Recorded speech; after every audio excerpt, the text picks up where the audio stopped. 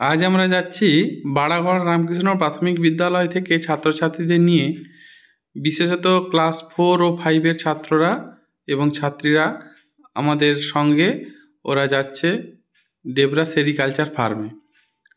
এই Debra sericulture farm যেখানে রেশম মথের প্রতিপালন করা হয়, মূলত তুঁতজাত রেশম মথকেই এখানে প্রতিপালন করা হয়।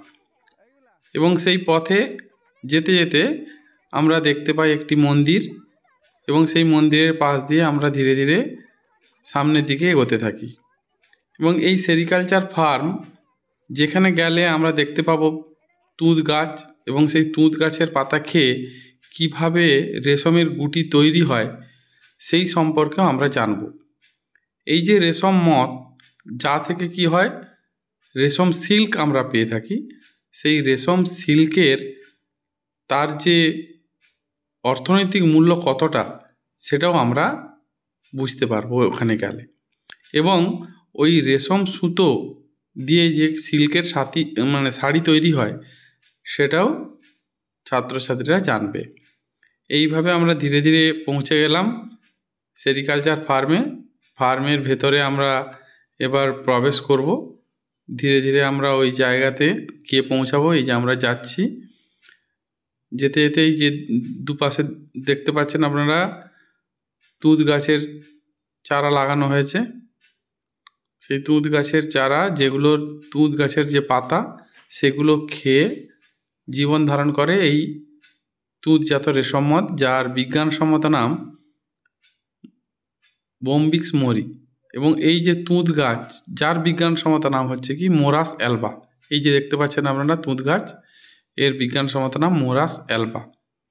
এইভাবে আমরা রাস্তা দিয়ে সেরিকালচার ফার্ম, যেখানে রেশম মথের গুটির প্রতিপালন করা হয়, সেই জায়গাতে আমরা যাচ্ছি। ছাত্রছাত্রীরা সবাই ওর মধ্যে প্রবেশ করছে জুতো খুলে। আমরাও ধীরে ধীরে ওই স্থানে গিয়ে পৌঁছাই এবং সেই বিষয়ে আমরা বিভিন্ন জিনিস দেখতে থাকি।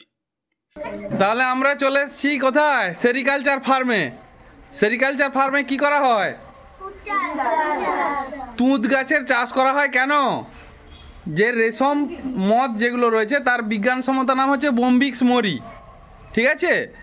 আর সেই বোম্বিক্স মরি বলে যে তুঁত, যেটা পোকাটা রয়েছে, সে কি করে ওই তুঁত গাছের পাতাটাকে খায়, খেয়ে সেখান থেকে ওদের এই গুটিটা তৈরি করে। এগুলোকে রেশম গুটি বলে, যেখান থেকে আমরা কি পাই?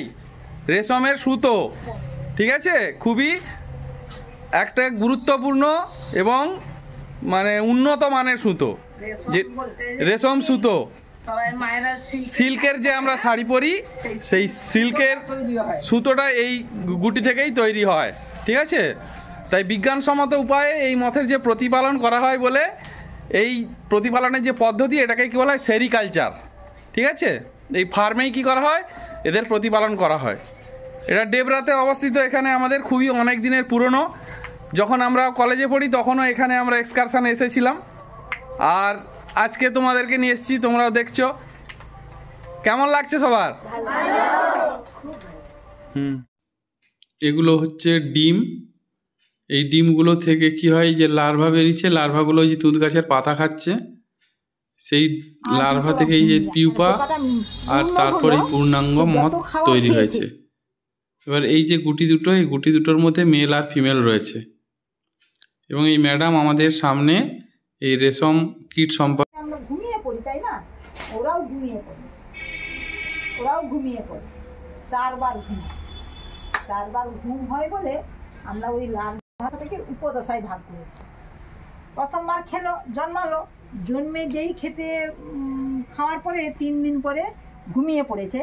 সেটা ঘুমানোটাকে ইংরেজিতে বলে মোল্টিং। তোমরা এখন জানার দরকার নেই, ঘুমে গেছে লিখবে, পোকা ঘুমে যায়, এটাকে ইংরেজিতে মোল্টিং দশা বলে। তাও লিখে রাখতে পারো, মোল্টিং দশা বলা হয়। পোকা খাওয়ার পরে ঘুমে চলে গেলে তাকে মোল্টিং দশা বলে।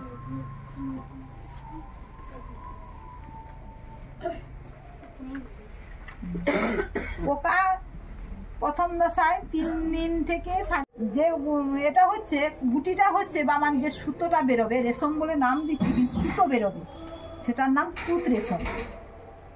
রেশম একটা সুতো, পোকা খাবার খায়, সেই খাবার থেকে খাওয়ার পরে ওরা সমস্ত খাবার উগড়ে দেয় একটা সময়। সেই উগড়ানোর বাতাসটা লেগে সেই উগড়ানো বমিটাই সুতো হয়ে যায়। হ্যাঁ, এটা একটা মানে এটা কি বলবো, প্রাকৃতিক।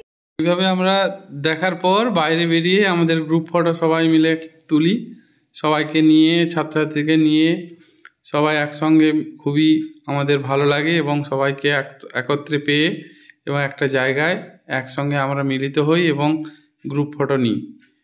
এইভাবে আমরা আমাদের এক্সকারশনের কাজ করে তারপর আমরা আমাদের বিদ্যালয়ে ফিরে আসি।